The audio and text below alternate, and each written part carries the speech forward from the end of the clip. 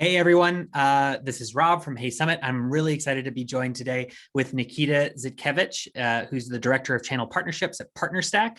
Partnerstack is the platform that the Partnerstack Certified Partnership Program is run on. It's quite meta sounding, and I'm really excited to dig into that and talk all about partner marketing with Nikita. So Nikita, thanks so much for making some time. Robert, thanks for having me on. I mean, you know what, it is, I usually describe it as a very meta thing, right? Like Ooh. being able to run your own partner channels for a solution that powers partner programs, right? I mean, you know, if you're not drinking your own champagne, then why would anyone else believe what you're selling, right? I was about to say, like, if you were anything different, if you were like, oh no, we really focus on like content marketing and we focus on ads and that's it, I'd be Exactly. questioning like, well, what is it that you're Be actually like, be like, selling? be like, what? They're like, why are you telling people to go and start partner programs, right? Exactly, Like, what's going exactly. on, right? But So you'd be surprised, like people, like companies do that, which is interesting. tons of them do, right? and then Yeah. and then you ask them like, okay, like even competitors in our space, right? Like they sell partner programs for like partner program software, and it's like, okay, like how do you sell today? And they're like, oh, largely direct sales. It's Yeah. like, okay, cool. So you've built a platform for people, but you guys don't practice what you preach, or you don't believe that the market exists for you to go down that route either. And it's like, it's just very interesting. Yeah, exactly. So just kind of well, I guess unpacking that. So can you kind of talk a little bit about for those who aren't familiar? I know we're not allowed to say the A word, but like, what is what is PartnerStack and who what kind of partners do we mean? Like the different types of partner marketing. Yeah, totally. So, Partnerstack is effectively, think of us as a tool for a lot of vendors to manage their partner channels or their indirect channels. And so, what that means is there's different types of partners today. There's referral partners, affiliate, partner marketing partners, and then all the way up to kind of agency and reseller partners as well, right? And so, vendors come to us, like typically software vendors come to us to manage their like one or all of these channels today on PartnerStack. And then what they also do is we're also a distribution network, right? And so whenever a organization actually launches on PartnerStack, they get listed in our marketplace. We have hundreds and thousands of partners that can join their program and drive business to them as well. And so, different partners within our network can always join and sell multiple solutions, all from the same place. They can effectively sell their partner stack, through PartnerStack. Very cool. And so you talked about a few different kind of partner marketing terms there: referral, affiliate, et cetera. And I guess one question that I have is, especially when you're looking at different types of platforms and Mhm. when they are starting to use PartnerStack, for example, and we'll talk about the certified partnership program as well. But from the mindset, and we're going to talk about like from the actual partners, mindset of the companies, what goes Mhm. into deciding what type of setup works best for your goals? Yeah, it's a really good question. I mean, for a lot of the organizations that are setting up programs like this, they're approaching it from the emphasis of like, we want to drive more growth, right? And so usually it's dependent on whose department it's in, whether it's marketing or sales or what they're typically familiar in the past. But they typically understand how referrals work. I think naturally we've all made referrals in some kind of capacity, whether it's word of mouth, whether it's we've directed someone to purchase a specific product, right? So they understand that at a high level. But when it comes down to actual B2B software, it's a little bit more gray. They're like, well, who's actually going to send business to us? Who are these people? These mysterious people that are sending business out there. And so they really approach it from, what is our product today? How complicated is it to sell? How expensive is it? And ultimately, what are the motions that we're using to sell today? And what kind of partners can we tie into that? And so what I mean by that is, let's say you are, let's say like Shopify or a big commerce where a lot of the onboarding for a lot of vendors under a certain point is automated, right? Then you can work with affiliates and referral partners in an easier capacity because they don't necessarily have to, sell 40,000 or 50,000 pieces of technology that needs implementation and explanation. Someone can just set up a trial and get going pretty easily, right? But when you think about, some of the more complex like accounting systems, like a NetSuite or a Salesforce, right? You get into kind of these systems integrators or distribution partners typically that might take a more active a role and approach in learning your product, learning how it works and how it integrates, and then ultimately learning on how to actually sell it as well. right? So it really depends on like where they're approaching it from. But typically, like the core goal is they want to drive net new business, and they ultimately want to work with partners in any capacity that partners want to work with them.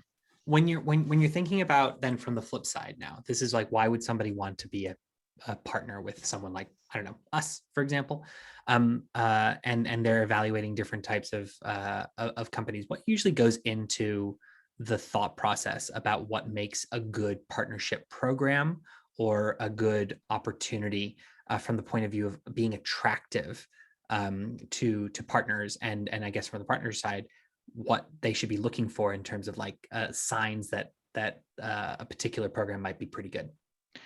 Yeah, I think there's just a few key things.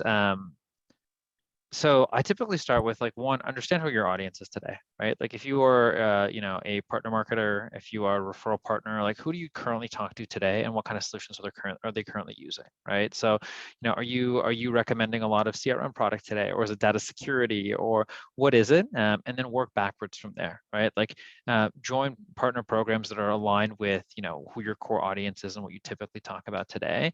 But in terms of what makes those partner programs good is, it comes down to what I think is like transparency. So ensure that, when you're joining those programs, it's very clear what you're getting rewarded on, right? So like, what is the intent of the program? How is like that vendor going to support you in being able to actually sell that solution? So are they going to have different assets and collateral for you to actually be able to promote? Are they going to be able to be responsive, when you have questions about their solution? Or will they even like help promote you and your kind of article and help you grow as a business? So transparency is incredibly important. Um, and I think I probably touched on this in transparency, communication, right? So, are they communicative with you, or do they just kind of like, if you have questions, are you left to be on your own, right? So, I know that there are a number of programs that are mismanaged, and they're mismanaged because of that, right? And so, like, there's no one that's going to dedicate their time to specifically working with those accounts, but the ones that really put the time and effort to ensuring that their partners are happy, see increased dividends over time.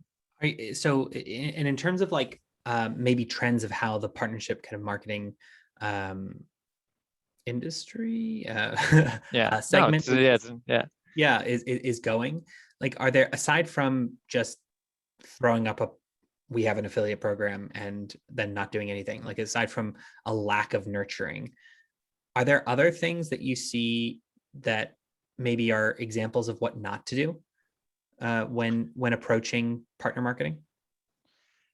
yeah. I mean, tons of things on the vendor side, right? Communication transparency is important, right? So ensuring that everything's clear in the way you write it. Don't keep it simple. Really, is my advice for anyone starting out. Add complexity as your program grows, Mhm. but I think a lot of people try to add a lot of that complexity right out of the gate, and that does a few things, right? That hurts their program in the end. One, it typically delays their time to launch, right? In setting up whatever system or program that they want to set up. It makes it more difficult for partners to understand what they're joining and why they're joining specific programs. And on the third front, it just complicates the entire process for both parties, right? So it makes things difficult there. But I'd say that's typically what I see in terms of broader trends in the industry. It's actually very interesting because I think partner marketing has typically existed, really heavily in the e-commerce space for a Mhm. really long time. So specifically like direct to consumer e-commerce. But now what Partnerstack was built on, and the trend that we're really focused on is, that movement and shift to B2B and software, right? And so I think a really big shift in partner marketing that we're going to see like a lot of opportunity in for a lot of, definitely like affiliates or partner marketers, or, whoever wants to get into the space is, finding an audience in the B2B category, because I think a lot of them have really focused on direct to consumer for such a long time that it's almost like this burgeoning new ecosystem that is just starting to get explored. I mean, you have some examples of like B2B or SaaS kind of partner marketing pioneers. Or I guess I don't know if you consider them pioneers or not, but the kinds of stuff that ConvertKit did in terms of Mhm. growing in a huge way straight out the gate through the power of affiliate marketing and using super affiliates and super partners like Yeah. Pat Flynn and and folks like that. But in general, it always kind of has a ring of well, we have it. It's like a tick box, just in the same way that we have social. We have Mhm, social accounts. We don't necessarily care about how we use them, but mhm. we feel like we have to have it there because you build it and they'll come.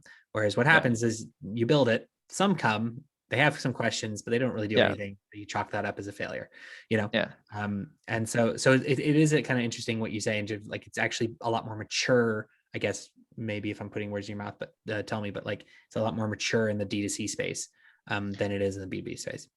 No, and that's exactly it, right? So I think, the partner marketing affiliate space has just been around longer, right? Like if you think about when it was created and when it kind of started in the like mid to late 90s, right? Like it was largely focused on direct to consumer Mm-hmm. brands, right? And if you look at Amazon, like Amazon grew off the back of like hundreds of thousands of affiliates, right? That were largely selling, products that you and I could buy through their links. And so now, we're really getting into the software space where, even software is becoming more commoditized and transactional. I think you don't need to go through a salesperson for every piece of software that you buy. A lot of softwares are, very much, you sign up, you get a free trial, and you go from there, right? And so because things are becoming more productized, it's easier for the affiliate world to get into software and drive margin and traffic there. But I agree, right? Like the this goes into what do people do wrong, or what do they not focus on? Thinking that if they just build it, people will come, is probably the wrong approach to it, right? It's some people will come, some people will be interested, but have a plan for recruiting, right? Like recruit partners, bring them in, ensure that you know that you're not sitting back and being like, okay, like where are the partners will come to my program, because that's just not how life works. Like you kind of have to happen to life versus let life happen to you. That's a good point. That's a good frame. And I think there's also this sense that every kind of marketing industry has this, right? Like it's a Mhm. the successes are portrayed as effortless, and that Yes. means that everyone thinks that it's then uh, like a one-way trip to success, just simply by flipping a switch. It Mhm. doesn't work that way. Never. But I guess I maybe on a higher level, why should you care more about, when you're thinking of when you're talking to marketing departments, right? Mhm. um they're thinking, they're always it always seems to be that you're balancing up the trade-offs between something that is quick to launch, something, or something that is primarily like awareness building, but then something that is compounding in terms of effectiveness. So Mhm. you talk about content marketing in that way, or SEO in that way. It's a longer game. It's a longer play than ads. Um, how do people see partner marketing when it comes to its efficiency as an overall channel? Yeah, it's a really, really, really good question. So partner marketing and like the affiliate marketing space really intersect, right? Like you get into that really weird frame where, it's not necessarily the quickest route to market, but it's incredibly effective, right? So it's not as quick as spinning up as like a Google Ads account or a big account and, tossing up a bunch of keywords and seeing what happens and commoditizing that. But you effectively get this like you de-risk those channels, right? And so, what people have been seeing over time is, the cost of acquisition on those channels is going up like crazy, right? Because basically everyone's bidding for, different keywords and brand words and things like that.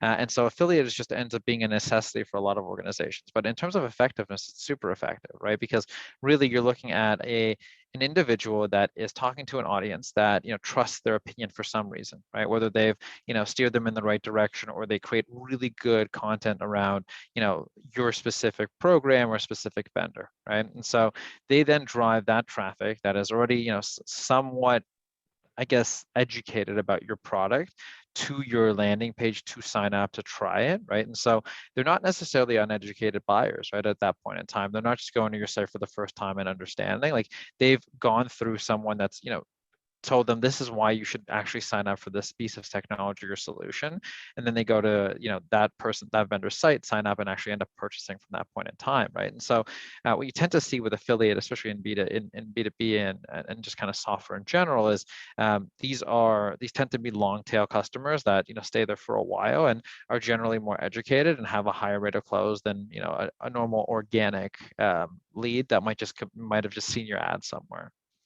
I think that there's also this kind of, I guess, from the vendor side, there is this. I'll step back. There are unknowns to all this stuff, right? But on the vendor side, qualifying partners and understanding what good looks like in terms of partner performance is quite difficult when you are talking about a little bit more time investment than, let's say, some ways of doing like more mass market D2C type pushes. For example, if we're doing a webinar for a particular partner who wants to bring us in front of their audience, there will always be questions like, well, okay, how many, what is the size of your audience? What is the engagement level like?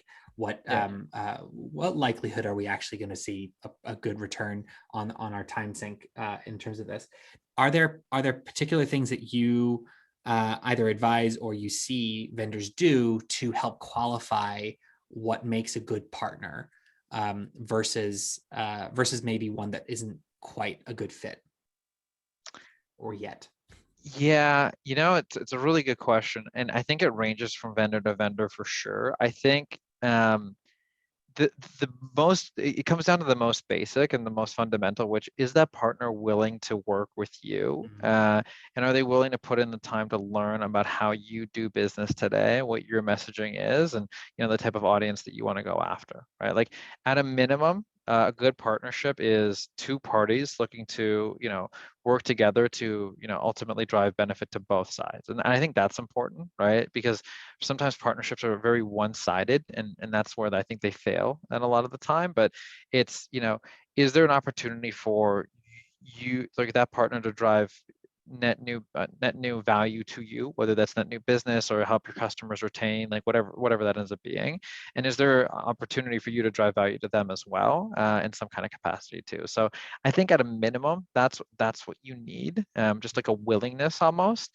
But if you don't have that, then everything else it's irrelevant, right? Like it could be the perfect partner on paper, but if they don't have the willingness to work with you in a capacity and put effort and time into creating content and collateral and getting out in the webinars and just speaking to that audience, then everything else is almost irrelevant, right? So absolutely. When in a company's growth cycle do you usually see them start to engage with partner marketing? Because I think, like, at least certainly for us, we started off relatively early on, SaaS business in a similar type of market to the ConvertKits, the Teachables of the world. So you think, well, it worked for them. Let's go for it. Obviously, we're a specific type of business, but when you're looking at when vendors get in touch with you, what are the kind of qualifying questions that you ask to see if they're actually likely to have success with this at that particular stage? it's a really good question. I mean, at the most basic, it's do they have product market fit, right? At a most basic, right? Like, do they have product market fit? Are they in a phase where they've achieved that product market fit? They know who their buyers are and they're looking to scale. Like that's where I would say, okay, cool. This is a channel that you need to start looking at. Largely because if you don't have product market fit and you don't know how to sell your own product or how to even talk about your own product, you can't expect other people outside of your business to do that for you. And while that seems very logical, the amount of businesses that I see that are actually that fall into that trap is quite high, right? It's like, yeah, we have product market fit, like they can figure out who we're selling to, but like, okay, do you really, like how many customers do you have that are currently, using your product and are happy today that would, give you referrals, right? Like at a most basic, right? Like that's really what it's about. And so I'd say, yeah, like start off with product market fit, get into a place where you can start growing and like really you're thinking about like go-to-market engines and growth. And if you want to even add an additional layer, and this isn't necessary, but like, have you exhausted all the easy options, right? Like the super easy options. So have you exhausted Google Ads, Bing, etc., right? And like you can work just off of Google Ads and Bing for like the majority of an organization's life cycle, but like how aggressively are you looking to grow, and and how are you finding those channels? I think if you're in that mindset, then it makes sense to start like really exploring partner marketing and just generally partnerships. I think that something that you said earlier also basically about lifetime value, and how do you judge, especially when it comes to a B2B SaaS, how do you judge lifetime value in terms of the importance that you place on reaching the right kind of customers? So even if you do have product market fit, there are still types of customers that will be more sticky than other types of customers, and so it makes a lot more sense when you're thinking of going to a particular subset of a customer base that is already actively engaged and opting into wanting to find out more about you, than maybe making that same kind of investment of time and resource into ads. So I think like that's another point, I guess, that you made earlier that I think is hyper relevant in terms of like especially why a prospective partner might value themselves. Like why would a company want to do a webinar with me versus sink that money into ads? And it probably is not only the access to an audience, but access to a specific audience maybe at a particular stage of their journey as well. Absolutely agree. And I mean, at the end of the day, right, like partners hold an immense amount of power that they don't realize, right? Like vendors want to work with you, vendors need to work with you, right? Because you have an audience that they can't get in front of, right? That trusts you in general. And I always find it funny because some partners don't realize that, don't understand it. And it's like, no, like you have to understand, like these vendors are like desperately looking and seeking to work with you, right? So just being a good partner in the sense that like you're willing to learn about their solution and really focus on it and be responsive, right, is a good place to start. And that I think typically is a good fruitful place to go for just generally a partnership that'll drive revenue for both sides. Like some of the best ones, some of the best like partner marketers I've seen in affiliates, make an absolute killing, and they do that because they're very transparent with the organizations that they work with, how they do business with them. They put both of their needs side by side and figure out where the mutual connection is, and really just drive business between both organizations. And they even negotiate different rates for themselves, right? And so you see affiliate programs offering a specific rate, but if you're the top affiliate partner or the top partner marketing partner in that specific organization, like you have flexibility to start negotiating things as well too, right? And so it's once you pass that level of just becoming a basic partner, you get a lot of gives you a lot of room to grow. And just speaking about then touching on kind of like rewards and incentives, then what kind of things have you seen that have worked particularly well, or do you have a viewpoint on an approach when it comes to rewards and incentives? Yeah, I mean, I typically talk to vendors a lot about this, but it really, really, really depends on what your product is, and what the pricing is for the product, as well as how it's being sold today. So the advice I'd give to somebody with a self-serve process is going to be very different than the advice I give to people selling into the hospital industry, for example, Sure. very complex product. But I'd say let's keep it simple. I've seen really good rewards and transactions around a percentage of commission, right? So percentage of commission for a fixed timeline, or maybe lifetime, or as well as paired with a sign up piece. So for the first 10 or 12 qualified signups, right, you get, I don't know, $5, right? And that way, so when you pair the two together, the percentage on a closed sale and some kind of like fixed dollar amount on a sign up or a conversion, you take the conversion responsibility away from the affiliate, because it really isn't supposed to be with them in general. And so one, it allows them to send you business and not worry about what that business is, and ultimately, like you as an organization can qualify, because if they're not getting paid anything to send you any types of leads, then they're just going to be like, I only want to sell them super hyper qualified things. And there might be like a little bit of gray zone that you as a vendor are missing. So it decreases that risk, but also gets them paid earlier on, with the core intent still being they want to close a deal with you. But that's just down the line. Yeah, well, that's interesting. So when it comes to being a partner, I guess I'd love to kind of get into a little bit about your certified partnership program. I think that one of the differences between Partnerstack and maybe some other platforms that are out there is this kind of melding of discoverability, as well as the actual tools that you need in order to deliver a great partnership program. So what, yeah, can you talk a little bit about the certified partnership program and why it's beneficial to partners? Yeah, so the certified partner program is Partnerstack's own version of a partner program, right? So basically, how do we work with partners ourselves to promote Partnerstack? So it's largely what I'm responsible for. And so basically, we have three different partner types today: referral, affiliate, and reseller partners. Really, the goal is how do we enable any of those partners to either promote Partnerstack in some kind of a marketing fashion, or in some kind of a full sales fashion. And so really the core goal is like, do you talk to an audience that of vendors that you think you want to actually promote? So like, do you want to be an affiliate or partner for those vendors yourself? And two, do you think that they need a better infrastructure? Because we work with a ton of affiliates in the space that work with different programs that have terrible infrastructure, and they're like, listen, I want to send you more business, I want you on Partnerstack, right? And so it's funny because they get the benefit of getting commissions from our program, and then the benefit of also getting better infrastructure for the programs that they're already promoting for. So it's like a win-win-win for everybody. And so what are the differences between the way that you approach referral, affiliate, or referral versus affiliates? Or do you make a distinction? Yeah, I mean, we kind of have to. So, affiliate is kind of what I think of like as one-to-many partners. Yeah. So content syndicators, so Yeah. individuals that have an audience that don't necessarily know who those individuals are. Whereas partner referrals and customer referrals are very different for us. So like we might have large strategic partners that make referrals to Partnerstack, but they might still be involved in the sales cycle in some capacity.